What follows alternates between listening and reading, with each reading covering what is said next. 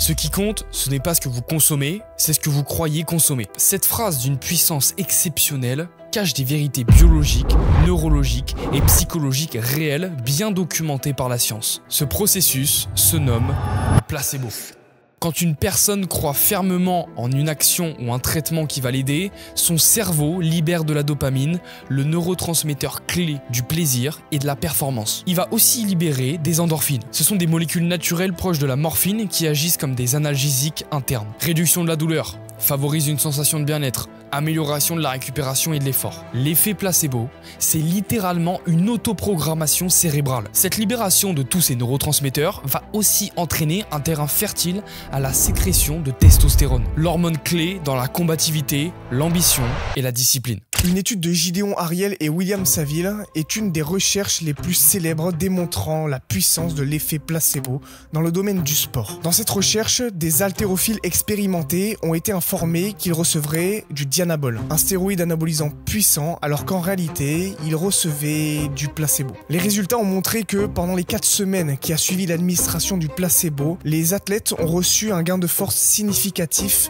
supérieur aux 7 semaines sans le placebo. Et voilà la moyenne des résultats juste fulgurants qu'ils ont obtenus. Ces résultats ont été obtenus en seulement 4 semaines. C'est tout simplement incroyable pour des athlètes qui étaient déjà performants, dont la marge de progression est beaucoup moins élevée que pour des débutants. La moyenne de progression des 7 premières semaines effectuées sans aucun placebo était de 6,5 kg. Après 4 semaines, avec la prise de placebo, la progression était de 42,6 kg. Les athlètes étaient intimement convaincus qu'ils recevaient un produit extrêmement puissant. Alors qu'en vrai, la vraie puissance se trouvait dans leur putain de cerveau. Mais est-il possible de reprogrammer soi-même son cerveau pour la réussite? Eh bien, la réponse, c'est oui. Même si votre cerveau est au courant, contrairement aux haltérophiles qui ne l'étaient pas, vous pouvez totalement reprogrammer votre système de croyances. Et tout ça, ça commence par l'intention. L'intention d'aborder une difficulté, une épreuve ou un objectif avec détermination. Le fait de vous répéter des phrases de manière quotidienne comme « je vais réussir »,« je suis assez fort »,«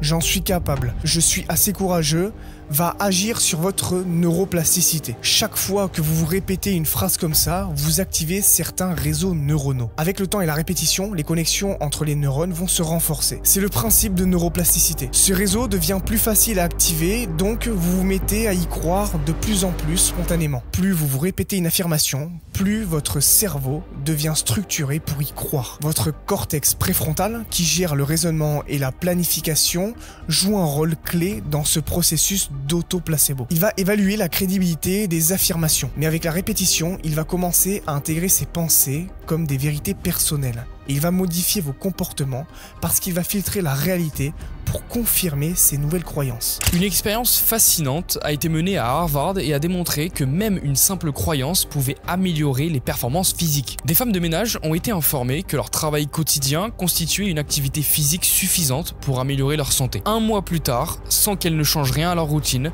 elles avaient perdu du poids, leur tension artérielle avait baissé et leur composition corporelle s'était améliorée. Ça prouve une chose, votre corps est à l'écoute de votre esprit. Et lorsque vous commencez à croire sincèrement que ce que vous faites est utile, productif et puissant, votre organisme va suivre. Vos hormones changent, votre énergie change, votre posture, votre regard, votre rythme cardiaque, tout s'aligne avec cette nouvelle croyance si elle est suffisamment bien ancrée. Vous commencez à agir non plus depuis un doute, mais depuis une conviction. Mais attention, l'effet placebo sur votre cerveau fonctionne aussi dans l'autre sens. C'est ce qu'on appelle l'effet nocebo.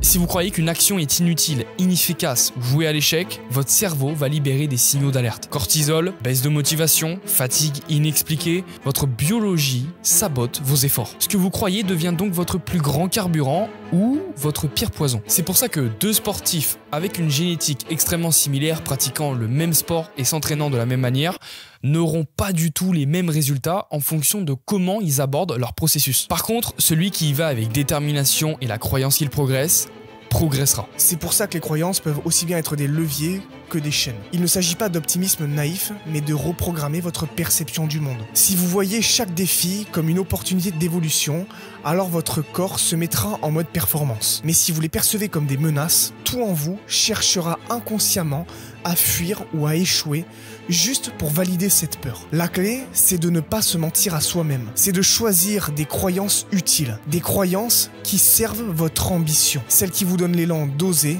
d'apprendre et de vous adapter. Vous n'êtes pas prisonnier de ce que vous croyez, vous pouvez le décider. Travaillez ces croyances comme un muscle afin que votre esprit se renforce à chaque fois que vous choisissez consciemment la puissance au lieu du doute.